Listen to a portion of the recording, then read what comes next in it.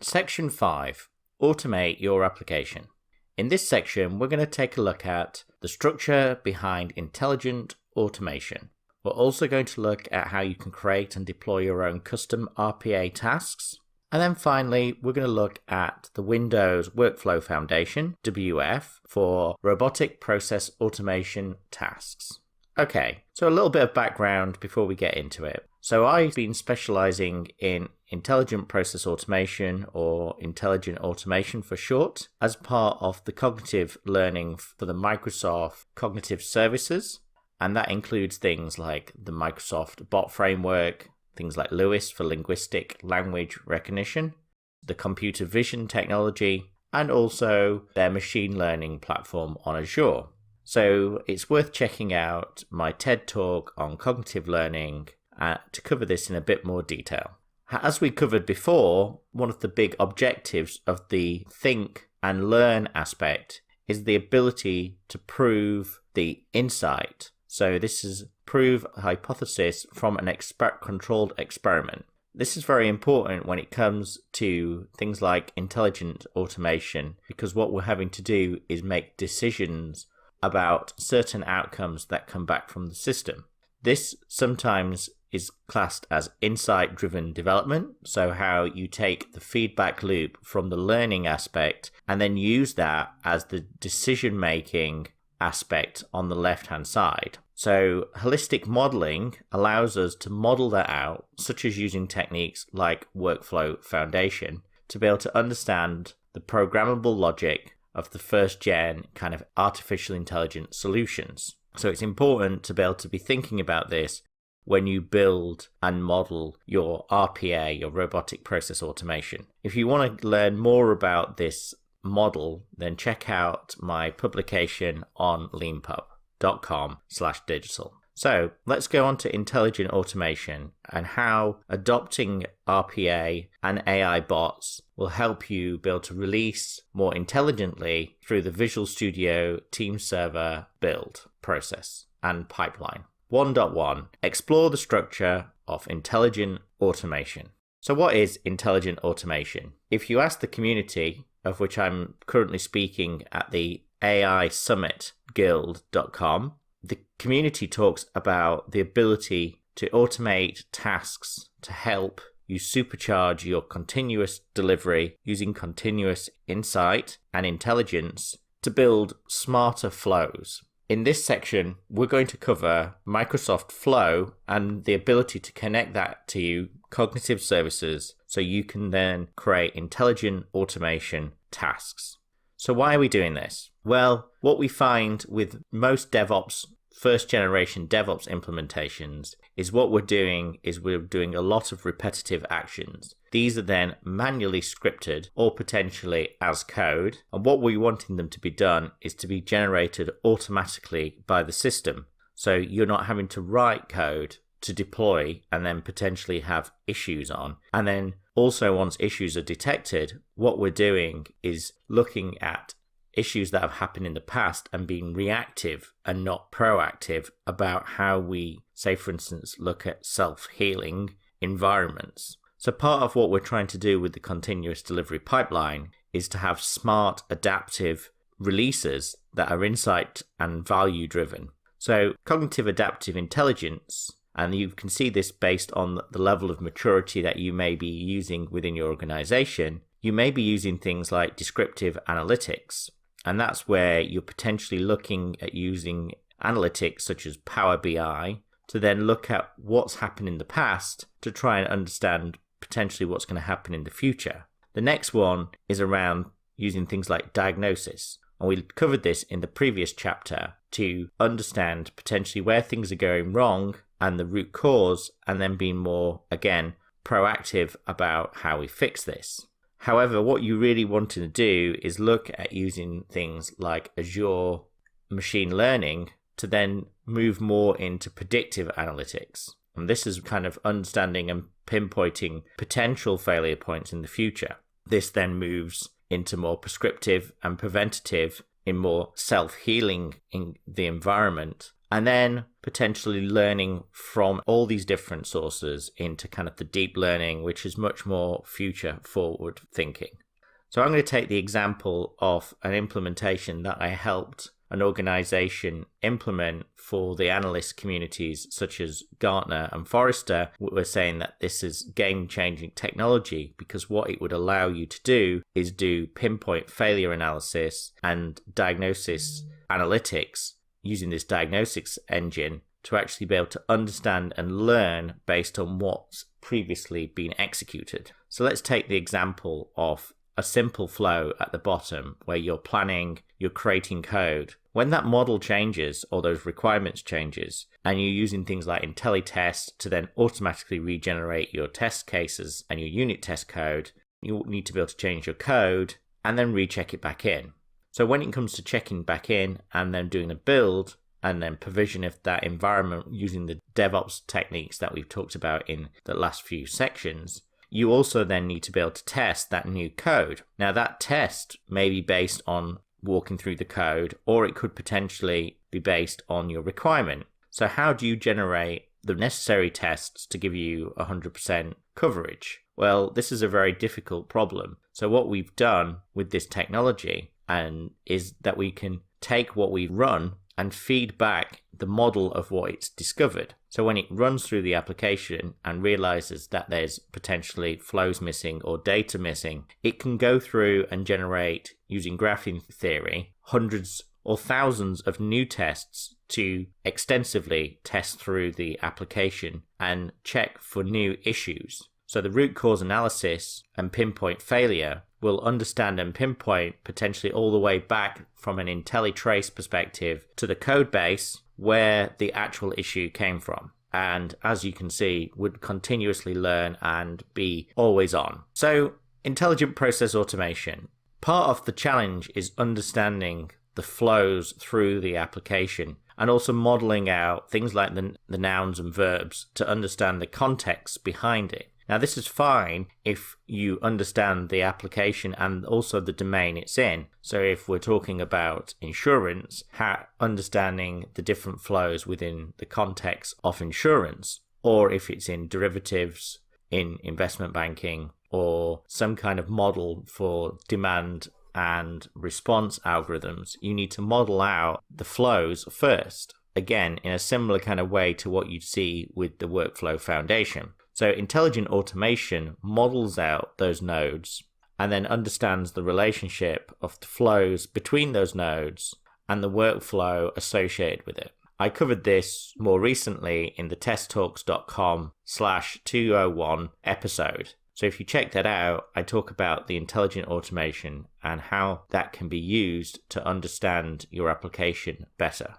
So the cognitive adaptive intelligence is broken up into 4 sections, which we're going to quickly cover through from a theory perspective. So we've covered off the think, create and learn model before and the pillars that sit behind it. But these big components, these big pillars around cognitive adaptive intelligence, so that's the thinking component, and then the cognitive adaptive learning component, which is the big one. Then what we're talking about from the creation perspective, so this is the deliver and evolve aspects. We're talking in this section around this adaptive automation and also being adaptive around the platforms. So learning from how you build infrastructure, platform as code, and also the workflow automation and intelligence automation that sits behind that. So this is around covering also off the cognitive adaptive technology aspect of things. This can be dealing with lots of new technology which you need to understand, such as I talked about Lewis for natural language for instance, Q&A. So it understands a whole stack of questions or queries that are made by the customer, and then it learns. So this gives you an idea of things like Google Duplex, which allows you to interface from a people literate technology. So being able to speak to other people via communications. So this is where virtual personal assistants are taking pretty much the same as what we're going to be covering in this section, which are recipes, and they have a trigger event and associated action. So the trigger event is the voice to code aspect, where it's understanding what the people are saying and then understanding the breakdown of the workflow of the nouns and the verbs to understand the response that they need to give using the natural language. And then also the API that goes to the smart advisors like Alexa or Google Home. So they're just a simple API to, say, for instance, the Google voice recognition technology, which then responds and understands the context of the structure, models it, and then brings back a response. So this technology is, as you'd expect, fairly simple. However, is something that's part of everyday life now from a connected home perspective. And this will then just extend from the Internet of Everything. So with the 5G connectivity, being able to give us the ability to connect to our cars and understand things like the ambient experiences of the weather is cold outside, I am waking up, I will require coffee to be made by my smart coffee machine, and also my car to turn on the heating to a certain temperature as I walk out and then drive to work autonomously, and then understand gestures that I might be making and understand reactions. So these are things that everyday life. And then we're seeing brain-computer interfaces. So this is the nets, which you can have implants to actually be able to understand what we're thinking and then interact back with technology directly, detect emotions and facial motion detection, and then dealing with things like Google Glasses, virtual worlds, and these neural nets, which we're going to be starting to build. And then part of that is the data exchange between those. So these are smart cities interacting with your infrastructure to X technology, which then interacts with your car, with the infrastructure from a car to X perspective. That gives you this whole massive complex event processing. So instead of the car being autonomous, the infrastructure will be actually talking to the cars to understand who should be driving where and in what order, and then starting to scale up in this mass personalization where every person is having a unique experience based on all of those other components, those ambient experiences, mood recognition, and then moving into these more concierge-based unique experiences, which will be at mass personalization scale. So these are all cognitive technology which we'll have to interact with. And behind that, you would expect a huge amount of RPA, so robotic process automation, and intelligent automation to be able to test these complex technology stacks. I covered this in the Digital Quality Handbook, which was released a couple of years ago, around digital experiences, or DX for short, which really supersedes customer experience, or which is the interaction with an actual device, because the digital experiences are going to be, say for instance, the virtual personal assistant, AI bot, so Google Duplex talking to another AI to, sort out someone's schedule. These are all digital experience and digital hands-off points, but they're all things that we'll have to be able to test within our ecosystem of ecosystems that we deploy into our DevOps via DevOps. So let me quickly explain the maturity that sits behind some of this technology. So firstly, I think what we've been talking about is around software process automation, which is kind of the DevOps release pipeline. How do we automate that? And that's Gen 0. So that's really humans, the people who are going to be learning this course, with tools such as Visual Studio Team Services to be able to deploy software faster.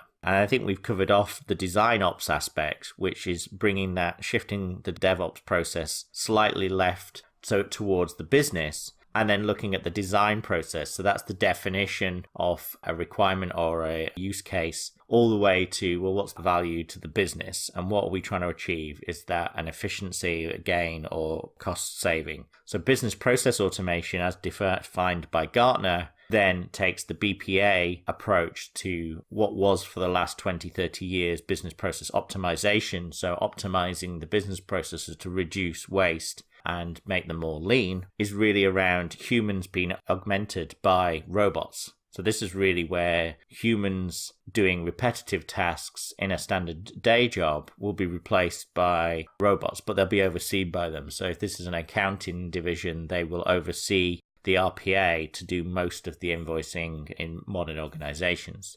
And this is something which we're seeing quite a lot of. And then the next generation is really this enhanced process automation, otherwise known as kind of the ops design, ops dev, ops biz, whatever you want to call it, which is really humans that are enhanced by robots. So this is really giving this ability to have powerful tools, such as PowerShell, for instance, that gives you the ability to chain a number of different actions together, a number of different trigger points to be able to actually do your job faster. So instead of, having to wait for invoicing and understanding the invoicing terminology, the robot would take most of that stuff away and actually just accelerate your daily jobs. And that's where we kind of then move to the third generation, which is kind of where we're covering today around RPA, so the robotic process automation. Now, this has typically not been a dev-driven activity in the sense of typically when we're programmable logic, we're using development or developers or IT departments to actually develop this technology. These technologies come from the other side in the sense of operationally, how do we have improvements? And that's really around, well, these are the tasks which we have to do on a daily basis. Therefore, we should, make them RPA so we can have increased uptime of the systems and less downtime. So RPA was born in the ops dev view, but now because of this intelligence layer for intelligence automation, we're seeing the patterns coming back into devs. However, what we're trying to do is take the dependency away from pure development activities to release through the continuous delivery pipeline.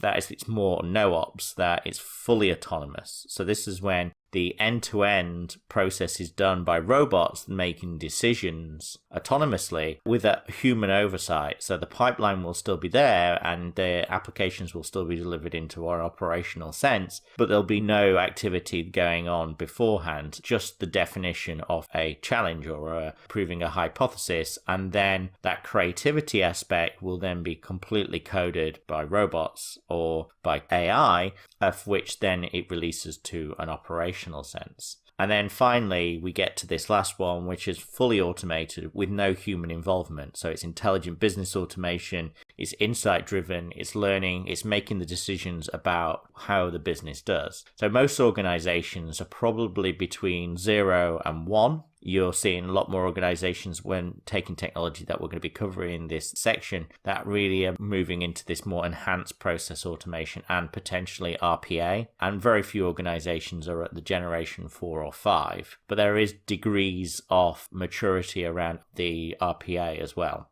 So to give you a bit of an idea of what trends you would see from the different levels of RPA, you'd start off with smart RPA. So this is dealing with, structured data processing, rules-based, which is programmable logic. It's unattended RPA. So everything, it will drive UIs, it'll drive APIs. The goal is to operational efficiency. And then there's more collaborative, which is, where you're able to start having a number of different tools being brought in where we can collaborate towards the thinking aspect. So you're starting to take more semi-structured data or unstructured data, and the systems are able to process that. So deal with things like computer vision, which is one of the examples which I'll give, where it looks at an image that you've taken and then makes a business decision based on the objects that it can recognize and the understanding of what the next event should be or the next action should be. So then it's taking technology which is very old, like OCR technology and image recognition technology, to be able to really understand what event it needs to do or understand the context behind, then model it out. The next level really behind that is then going into the autonomous level, which is when you're taking exception handling, you're starting to do bot to bot. So you're talking to a number of different third-party systems and manage a more complex system from end to end. So this becomes more unattended.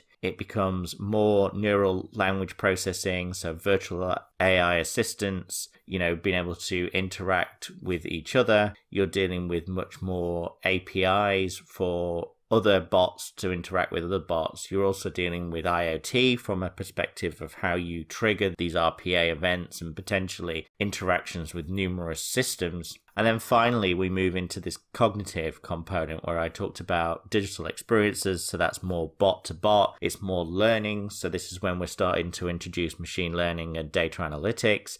we're bringing in things like the NLP and the ChatOps technology, which we've covered in previous sections.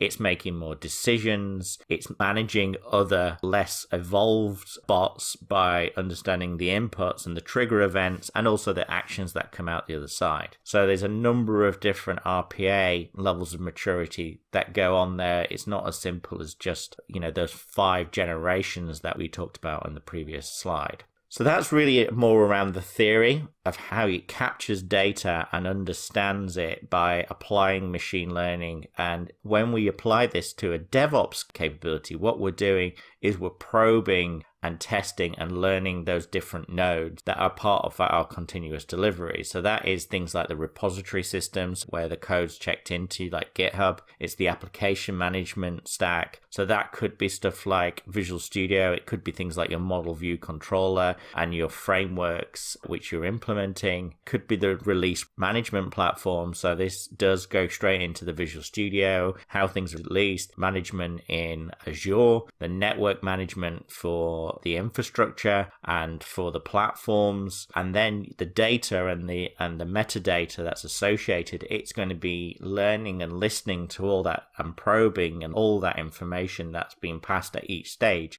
And this is where activities like testing aren't really related to just testing the application. It's testing the infrastructure. It's testing the network. It's using network function virtualization and network virtualization to understand and mimic those behaviors and packet loss, and using things like Wireshark and tools like that to be able to get down to the lower levels to understand where the root cause is, not just looking at the presentation layers, which is kind of where the previous focus has been. And again, you can cover this in further details on my SlideShare repositories.